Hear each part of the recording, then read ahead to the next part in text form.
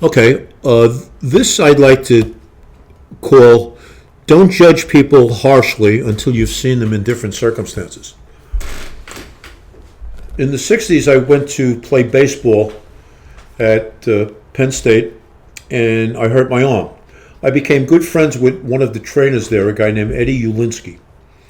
I found out a number of years later that the 1972 Olympic boxing team was going to appear.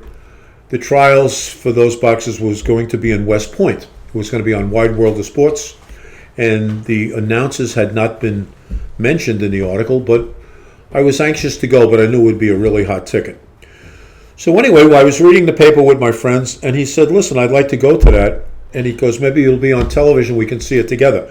I said, yeah. So I'm reading the paper, and I see where the trainer for the team is Eddie Ulinski. And I knew him, but I didn't know if he'd even remember me. So I called West Point, I got in touch with him. I said, Eddie, I don't know if you remember me. I said, but you used to treat me. He says, oh, I remember you. He says, we had a good rapport with each other. I said, listen, could you do me a favor? I see where you're training the Olympic team.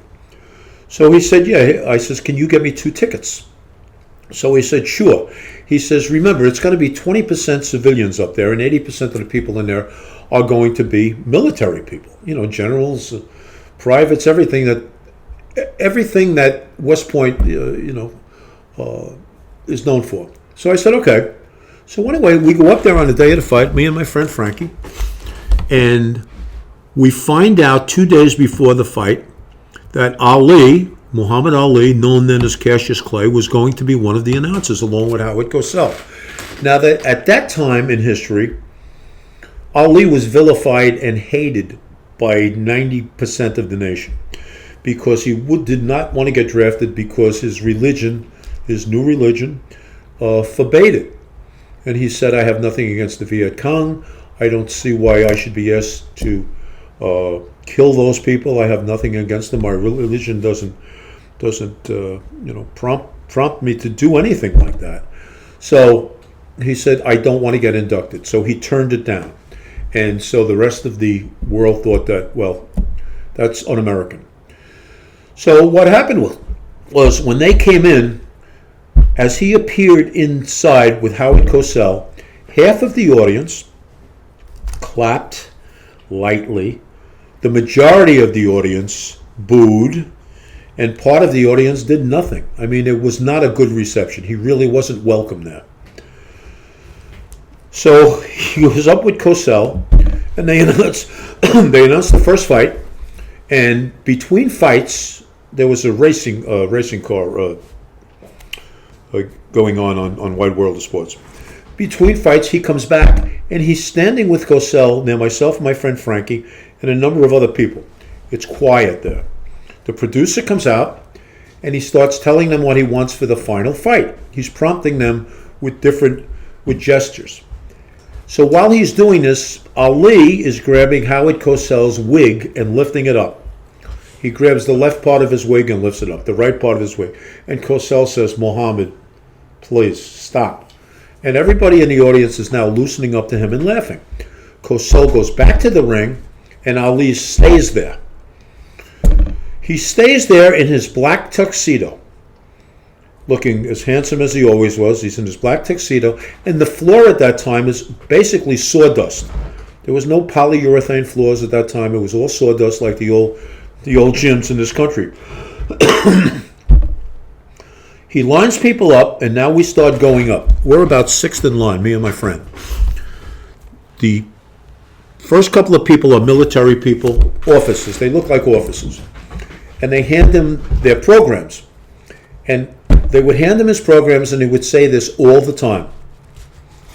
Mr. Clay, can you sign my program? He would sign it, give it back, and the officer would say, thank you very much, Mr. Clay. And he would say, no, thank you very much.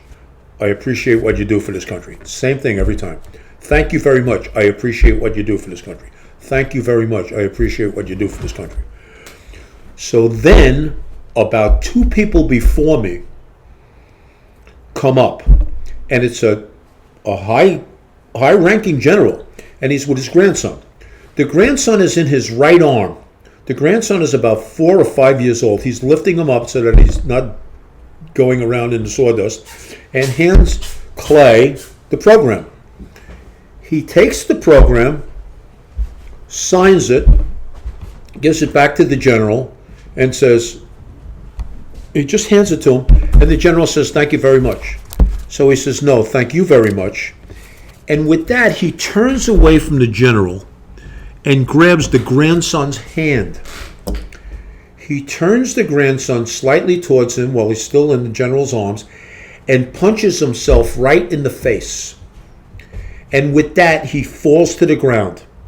And he's laying with his new tuxedo, his beautiful tuxedo, in the sawdust, screaming, "Please don't hit me anymore. Please don't hit me anymore. General, call him off. Call him off. I've never been hit like that before." And he finally gets to his feet.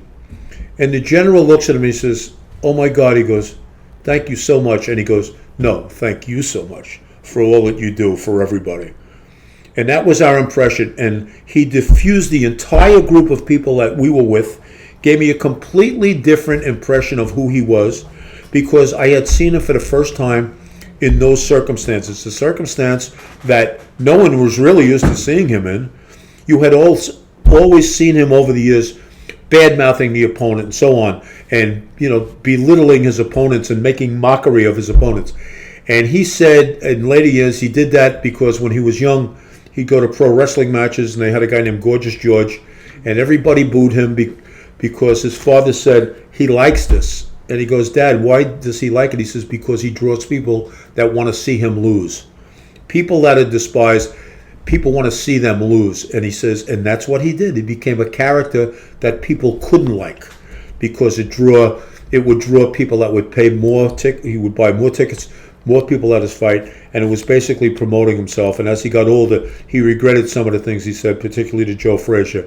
But we saw a different side of him that night, and it was a refreshing side, and I'm really glad I was able to see him in that situation.